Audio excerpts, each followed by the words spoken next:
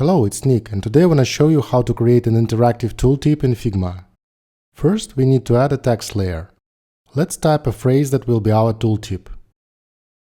Add auto layout to this layer. Change horizontal and vertical paddings to 20 pixels. Change the fill color to light gray. Add a corner radius of 8 pixels to make this object look like a bubble. Our frame has a problem. When we change the width of the frame, the text overflows the container. We can fix this issue by selecting a text layer in the frame and changing the horizontal resizing to fill container. Now, when we change the width of the frame, the text will adjust to the available space automatically. We also need to add 1 pixel stroke to the frame. The color of the stroke will be the same as the fill color of the frame. Now we need to add polygons that will point to the question mark icon. Change the size of the polygon to 16 by 8 pixels. Ensure the color of the polygon is the same as the fill color of the frame with text. Create 3 copies of the original polygon. Rotate the copies to 90, 180 and minus 90 degrees. Select the first polygon, the one that points to the top, and drag it to the frame. As you can see, the polygon is located inside the frame. We want to put it on top of the frame, so we will use absolute positioning. Align the object horizontal center and top. Use the up arrow key to position the polygon at the top of the frame. Now we need to do the same operation with the second polygon that points to the left. The only difference is that this time we will choose align vertical centers and left for the object. Use the left arrow key to position the polygon to the left edge of the frame. Next comes the polygon that points to the bottom. We will align it to the horizontal centers and bottom. And use the down arrow key to position it at the bottom of the frame. Finally, the polygon that points to the right. We will align it to the vertical center and right, and use the right arrow key to position it to the right side of the frame.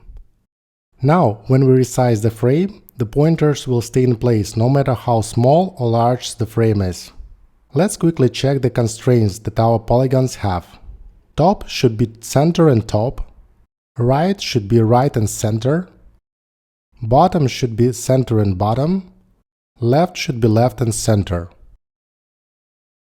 Rename our frame to bubble and create a component. Select the text layer and create a component property, text, so we can modify the text of the component in the properties. Do the same with all 4 pointers. We want to hide or show a pointer depending on where we want to display the tooltip bubble. This property will control the visibility of the top pointer. Do the same with other 3 pointers.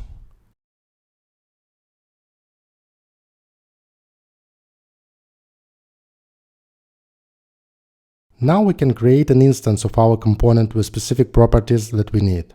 Switch to the Assets tab and drag and drop the bubble to the canvas.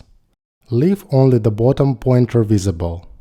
Now we need to create a question mark icon. Create a text layer and type a question mark. Add it to the auto layout. Change the fill color to the same as the color of the bubble frame. Rename the frame to icon.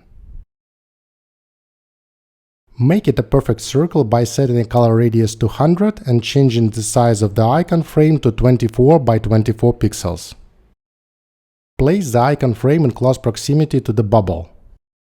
Select both frames and align them horizontal center. Create a new frame with those 2 objects. And give it a name, tooltip. It's essential to select the bubble frame and in vertical constraints set bottom. By doing that, you will create a scalable design. The tooltip can contain a lot of text, but it won't overlap the question mark icon. To create an interactive tooltip, we need to select our tooltip frame and turn it into a component.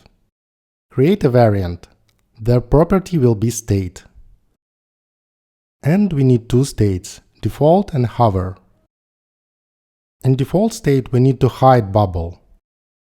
In the layer properties of the object, simply click on the eye icon. Now we need to switch to the prototype mode and create a transition between states. The transition will be triggered by hover. The animation effect will be Smart Animate with 200 milliseconds delay. Time to test our design. Create a test frame. And drag and drop the tooltip instance to the frame. Change the background color of the test frame to pure black. Select it and preview our design. Let me know what you think about this interactive tooltip in the comments. Thank you.